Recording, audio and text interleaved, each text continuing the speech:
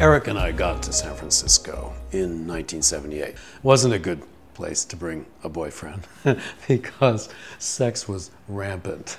And now bear in mind that people going to San Francisco in 1978 were part of a sex revolution. I mean, we honestly felt that we were in a New Jerusalem. We were city on the hill. We were making all new social mores, and it was okay to just have sex with everybody. You know, you'd have sex with people once or twice and they became your friends, and that's how I ended up having hundreds of friends in San Francisco. I was tricking all the time. So, you know, it was a very sexual place, but you know, Castro was just popping. So people were racking up some serious numbers in terms of social engagements. Well, then AIDS hit. The horror, of course, of this is that AIDS took such a long incubation period that suddenly just about everyone you knew was infected. The other thing is there was no test at first. So you just didn't know. Everyone was freaking out. You know, I started reading in the Bay Area Reporter, the BAR, which was the gay newspaper, and thank God. I thought for years that's what saved my life, because I read in the Bay Area Reporter, we don't know what this thing is.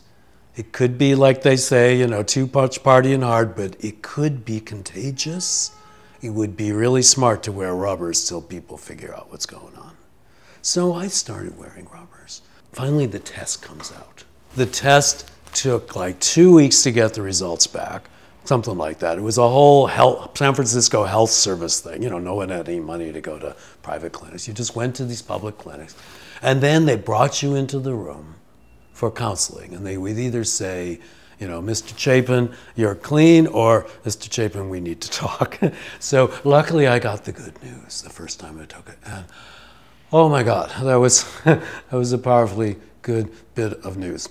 So I would just take the test every 6 months because I was freaking out. I was having sex, but I was having safe sex. At least I thought it was safe. It was sometime in the mid-80s, I guess, when I went in for the test. The test had been around a while, so maybe it was 86, something like that. So I remember walking in, sitting down. She looked me in the eye and was very calm, but she said, you came, and it was a hushed voice, that you have a positive result. After she gave me my results, she reassured me that there are plenty of false positives. Don't freak out. We'll do another test. It was tough for the next weeks. I talked to friends. I was still going to work. Still had to show up at my job. I thought this could be it. So I walked in those 2 weeks later, and she opens or looks at the chart. She smiles and says, "You're okay." I think I cried right on the spot.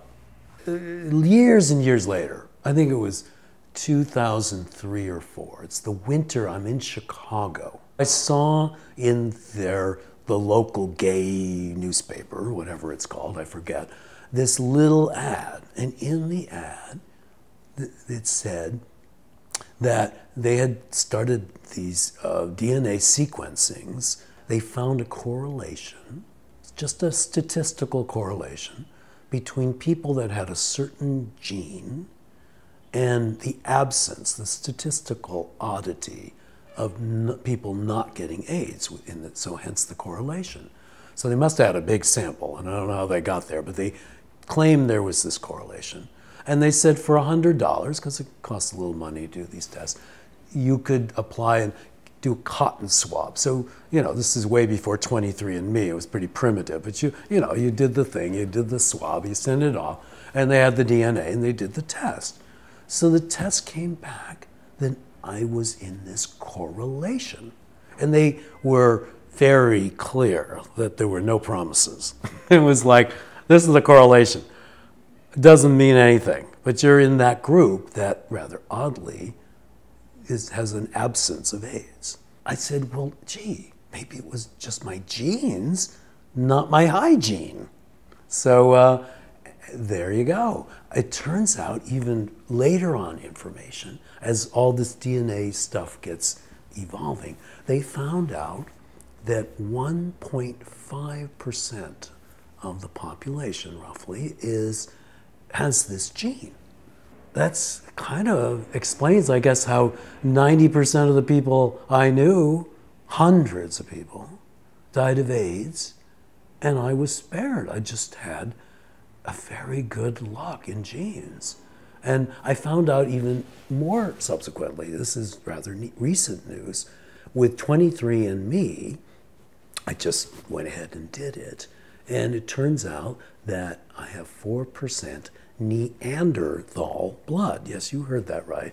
I guess it turns out that Neanderthals had some disease like AIDS that somehow made them immune, so that when modern day AIDS came along, people that had a large degree of Neanderthal had this immunity. Those were really the twin miracles of my life.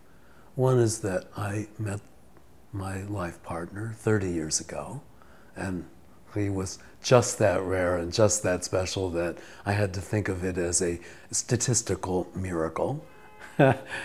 Certainly even perhaps statistically more miraculous than being in the 1.5% of people that suddenly, that weren't mowed down. And I was in the middle of a Holocaust and I survived it just because I had just the right genes. So that was the other miracle of my life.